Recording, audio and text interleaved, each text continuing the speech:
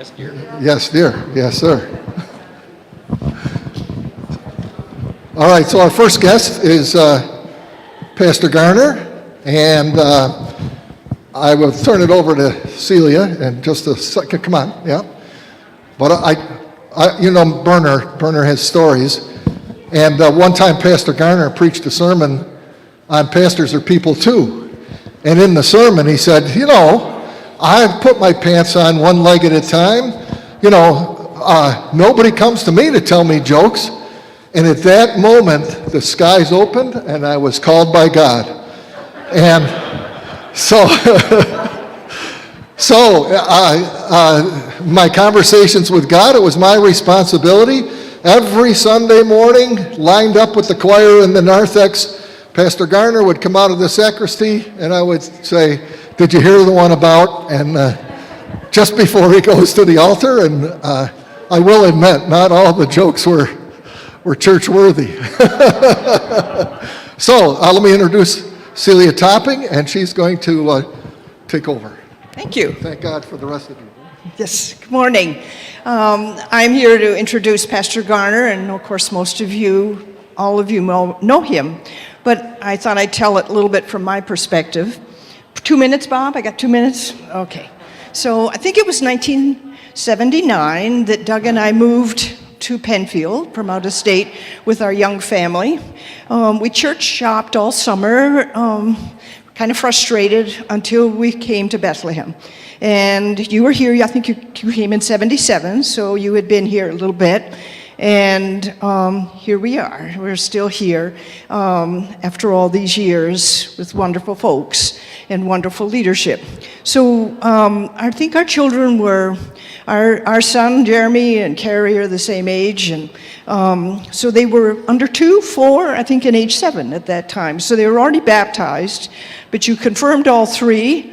You married Marcy and Chad, and you buried Grandma.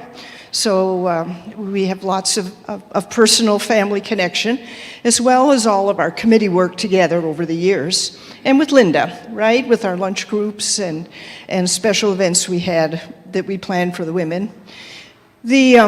So it was all very, that was all kind of predictable, but what wasn't predictable was you and I love to talk about nutrition. And more specifically, I think we talked a lot about fiber. Is that right? Yeah. Yeah, you used to call it fibre, right.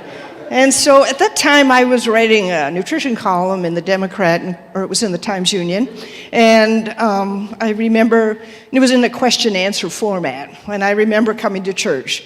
You took me aside, and you looked at me, and you said, Celia, there's my name here, he says, KG Fairport asked a question in your column. Really? I mean, and I said, what? It was a good question, right? So we have lots of overlapping memories. Maybe the strongest was in the year 2000 when a group from Bethlehem joined with some other Lutherans, and we went to Germany to retrace some of Martin Luther's footsteps. And before we left, you had a group. You used to have classes for us, and I forget how many, but we would come in and you would tell us about the advent of the printing press and what a difference that made for Martin Luther when the Bible could be translated and given to everyone. And we learned about why they ate potatoes in northern Germany and Spätzle in southern Germany, right? And off we went. We were more fiber, right? And off we went. We were all ages. We had some older couples. We had some widowed folks. We had single folks. We had young couples. And it was a wonderful experience. Maybe 20 of us, were there? 25? Pardon? 22. Okay, 22. So I just want to say you've never really had a wonderful experience. So you're standing in Wittenberg and you're listening to not only someone who loves history, but is so well grounded in the theology and in Luther. And it was a wonderful experience. So we are, personally, I want to say just so tickled that you and Linda are here. So thank you. Thank you for coming.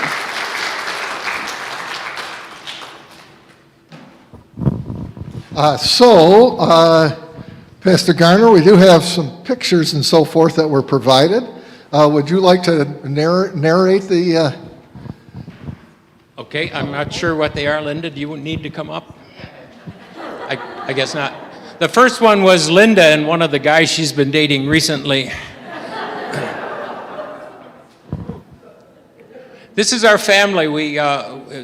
Mark and Carrie both live in the Washington, D.C. area. And for Christmas, Carrie gave us some family portraits. Linda's birthday is the 23rd of December. And so we went down and we're going to take some pictures in sunny Alexandria.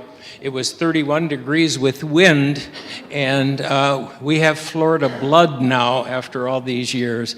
But it was a great time to be with family. In the front row are our grandkids. On the left, in front of Carrie, is the youngest grandchild. That is Bryce. Next to him is his brother Jacob.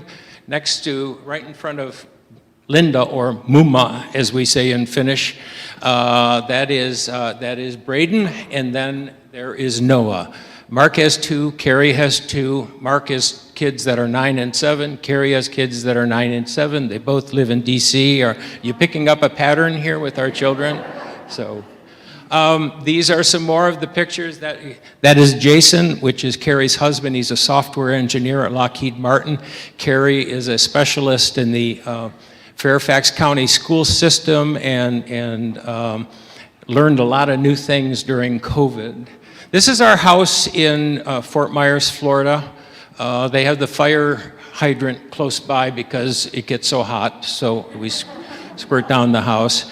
These are some of Kent's orchids out on the backyard. They just sort of take care of themselves because they like the weather in Florida pretty much. This is a pool at our house, and if you look out of the pool, there are 2 lakes surrounding our house and a golf course across the way. A lot of you are wondering, Kent hasn't played golf in 16 years. Way too much water to lose balls in. So Kent has picked up tennis and have played some competitive doubles and also just for fun. Now it's all for fun. Linda's still involved in tennis and is the captain of her tennis team. So who knew she was a jock? So is that it? Okay. all right, thank you. Stay right there, though. Doug Topping? Oh, come on forward. So anybody have any questions for Pastor Garner? Let me toss that out. They share the same birthday and year. Right. So to be We're actually twins by different mothers. right. Well, let me guess that it's a little bit higher than a septarian. Septuagenarian. See, it's like engineered. Yesterday It's like spell over Ammergau. Oh yeah, thanks. And I'm German. So, all right. So Doug Topping and Pastor Garner, would you please take care of introducing Brandon? Oh no, Mark Coffey. Go ahead. Go ahead. Well, Mark was the first choir director or organist that I saw here, and just spectacular. And we just loved going to choir with him. And he had us. Actually, one time we actually marched around the church and sang from 360 degrees. And my favorite thing was that we would always have a little bit of lunch or a little bit of snacks or something in the middle of choir, but it was only 10 minutes long, and after 10 minutes, he'd turn off the light. So that was the end of the snacks, and so then we had to do that. So you have a few things to say? Well, first of all, I'm just very thankful that when Mark had the choir walk around the sanctuary, the walls didn't fall down, because that has happened here. What a lot of people remember Mark for, or if they can remember, is he served a pretty mean grog at Christmas time. So, yeah, even scares you, doesn't it? I can really not say enough about Mark Coffey and what he gave to this parish. We were just sort of this country parish. Yeah, people loved to sing, and Marge Adler was great and all of that stuff. But Mark came in, and in his quiet way, he taught us. He challenged us. He led us. When we talked about an organ, I knew what he wanted, but he was so gracious, and we traveled so much. People were talking about this committee that was traveling all over Rochester, and he helped us make a decision. That's part of it. And then he came back, because it took 3 years to build, and played our dedicatory recital on it and blew us away. And then building on that, when we expanded, we felt we needed or wanted a little more oomph. So we added 7 more ranks. And again, the foundation and what he and Fred Lurch did was just incredibly amazing. And his mark, very, very quiet, wasn't here very, very long, but his mark has just left its impression on this parish, and we build on his foundation. So thank you.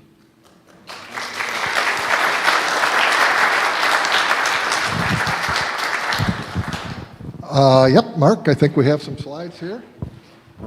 Thank you.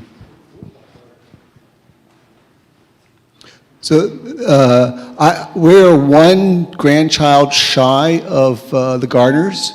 So I'll be talking to my daughters about they've raised the ante. There's 4, we only have 3.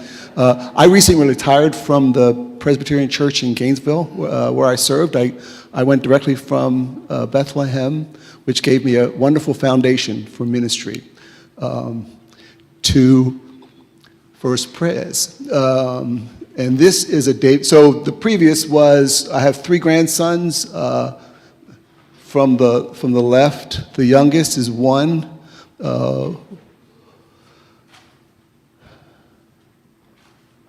And then my daughter Stacy, who is actually Dr. Garner baptized Stacy downstairs during the renovation. And then Stacy's husband, our second daughter Rachel, and then my wife Karen, who is here. And many of you might not know that I met my wife in the choir loft here at Bethlehem. Yes, church is a good place to meet people. And then my youngest daughter, Madeline, and her family. So it's Wyatt is the oldest grandson, held by his dad, Cody, and then Finn is standing in front of Madeline, and he's 2, and then we have a 1-year-old, Wade. So we celebrated retirement in January because our oldest daughter lives in Denver. So this is the sister, the younger sister of this instrument. It's in our chapel at the Presbyterian Church in Gainesville. It's a single manual instrument that David Moore built. It has 8 stops. It's very lovely, as you can see. And then we were fortunate that because of repairs to the sanctuary, that the ceiling had to be taken down, so the existing instrument could not remain, or it could, but it would have been damaged, so we had a bid of like $350,000 to take the instrument out and put it back in. And on a wing and a prayer, we decided to sell that instrument, and this is the result. It's a 40-stop instrument built by Charles Fisk and Company, who are in Gloucester. I had the privilege. It was built, dedicated in 2002.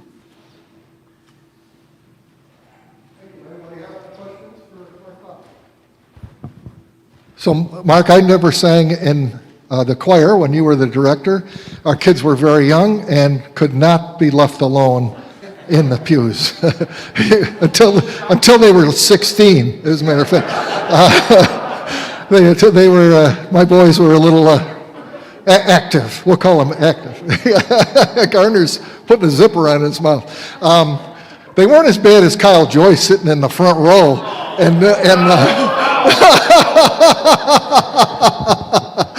All right, so, but I thank you for for this beautiful instrument. And I was fascinated when David Moore was here, being a buildings guy and how things work. And so I played hooky for a couple of days and came and helped David with the superstructure as it went up. And that was about all I could afford to skip out of work. But it was fascinating. And today I know that you played my pipe, that during the fundraising, that, you know, they sold pipes, and I know you played my pipe, so I thank you for that too. Bob Stock? I'm curious, how many of you donated a pipe to the organ? Yes, quite a few. My connection with Brandon, along with Phyllis, is that in 2003 we were on the interview committee that brought him here. He was here until 2008, and while he was here, we made sure that he had a place to stay if it snowed and he couldn't get back to Houghton, or the reverse was true. It was going to snow and he couldn't get here to church, so he would come early. We kind of became his Bethlehem parents. One day before choir, I got a phone call, and Brandon was at a stoplight, and a woman plowed into the back of him and totaled his car. Fortunately, he was okay, but Mom and Dad Stock went over and picked him up and made sure that everything was taken care of. And then we gave him our car, because he didn't have one, so he could go home, and until he got another one, he trucked around in my little vehicle. So we are very well connected and are thrilled that you're here, Brandon. We want you to come up and talk a little bit about your family. Thanks, Dad. So this is my family. We came to Bethlehem, and only Marit existed.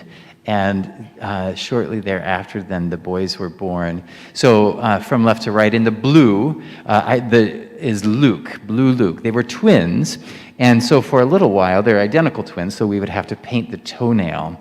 And Luke got blue, and that's how everybody knew. So he still, to this day, wears blue a lot. My wife, Danny, and I, our daughter, Marit, who's a freshman at Capital University. We got the alumni section over here, so that's good. And then the other half of the twin pair, Quinton Johnson. So that's a set of pictures that we took. I think those were pandemic pictures last fall, walking in the leaves in a park by our house in Saline, Michigan. This is Marit's baptism, and right behind that, I don't know what to call it, the candle holder, is the Reverend Doctor. And Marit with her smiling face, and Danny, and a gentleman with hair. I don't quite recognize him, but yeah. This is a picture, while I was at Houghton, I started a semi-professional chamber choir, and we would perform throughout the area, Buffalo and Rochester and Syracuse and through the southern tier. It's called Vox Lumine, and there was a opportunity. We came and we gave a concert here at Bethlehem with the group, and so that's just a picture of that, making use of these really beautiful facilities and beautiful organ and piano. And that's me with the Bethlehem sort of background on that same night, I think. Yeah. Jim Berner. Thank you, Brandon. So, Pastor Garner, why did you accept our invitation to be part of our 100th anniversary? You can stay right there. I'll come to you.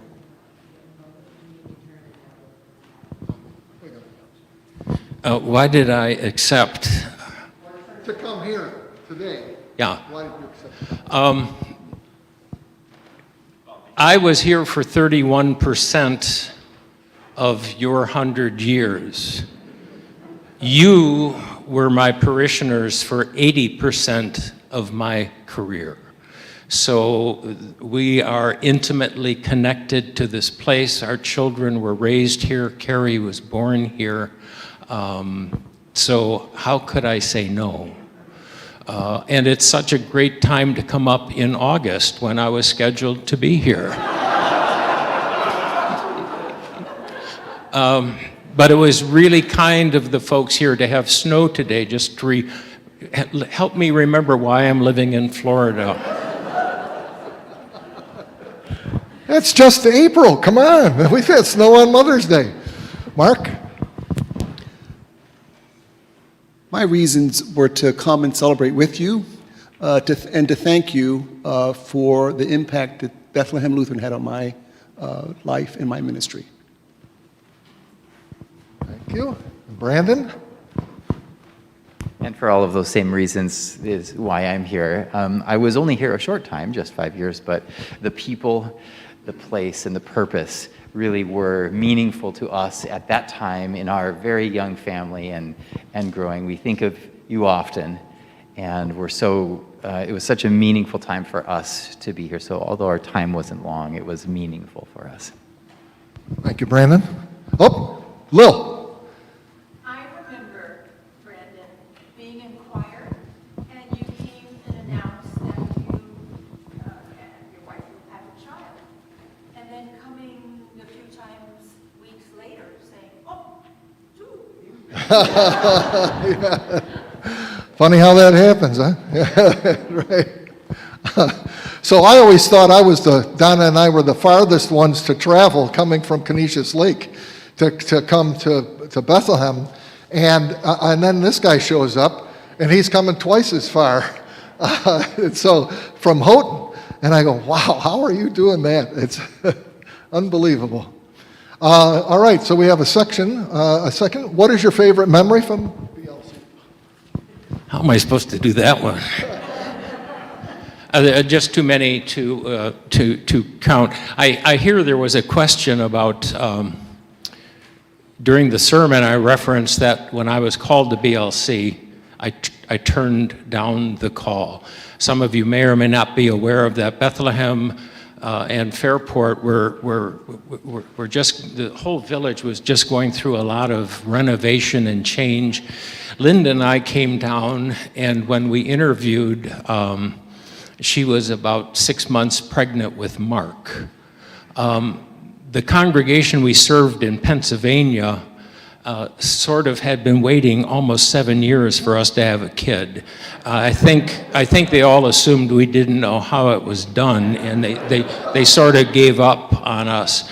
But we finally were almost ready to have a child, and it would have been so hard to leave them. I've got this loyalty streak in me, and it's tough to let go of some of those things. So we said no. Mark was born, and then we realized we had made a mistake, and we really hoped and prayed this position would still be open. And I know Connie Helbig is in fragile health now, but Connie Helbig was the head of the call committee and did a spectacular job of keeping faithful.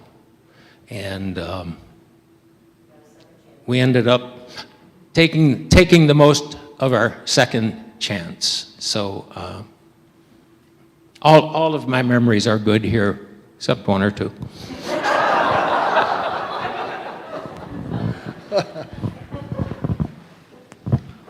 Well, unlike Pastor Gardner, I didn't have a chance to turn it down because I was turned down. I don't know if you remember that. You interviewed, the committee interviewed 3, and you offered the job to someone, and they turned it down. So then you went to the second choice. So, yeah. And for the musicians in the room, I remember a particular Christmas Eve when the organ, when the church was still oriented the other way. The choir was going to sing a prelude from the back of the church. It was Angels We Have Heard on High, and it begins with sopranos and altos singing duet in thirds, an F and an A. So I played an F and an A, came back to the church, back of the sanctuary, and started. And somehow the sopranos caught on to the F. So they're singing in unison on an F, and finally the altos, being the bright section in the choir, they then transposed down to D flat. So it was fine until the gentleman came in. Because it transposed everything down a third. So we came to a very nice cadence and concluded, Angels We Have Heard on High. I think that was the advice of all the choir directors, and it transferred to other musical groups. If it's going south, just stop and start over. Nobody's going to care. Everybody's heart is pumping for you, and so just stop and then just get started again. Yeah. There are lots of really good memories. I do remember a Rudder Gloria that was a little heart-pounding. We did when we were, I can't remember exactly why. I remember a lot of good musical moments, and there's so much interaction with all of the choir members, everything from my little Prius crash to singing at baseball games. But in truth, what I remember most now is Pastor Garner and his sermons. And they were so uplifting at a time when Danny and I were sometimes struggling with, being far afield from family, sometimes struggling with professional balance, just trying to get life figured out as a grown kid. And so your sermons were incredibly impactful for us, and those are some of my best memories. Thank you all. Oh, wait, did somebody have a question? Oh, no. Flagging down children. There anything else, Bob? That's it.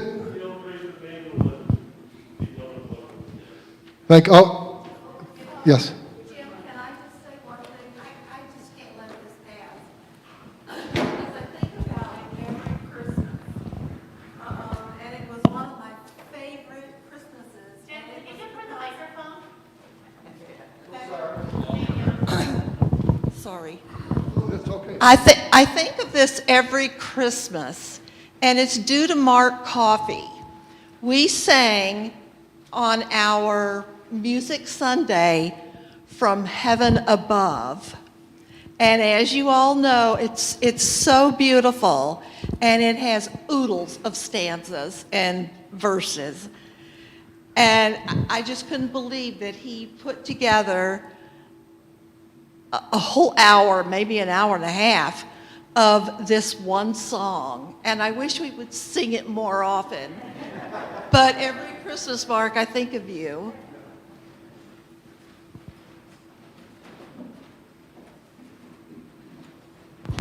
An hour and a half anthem. I saw Jim Jeffers over here going. Okay, thank you all. Feel free to mingle. Drive safe. Come back next Sunday.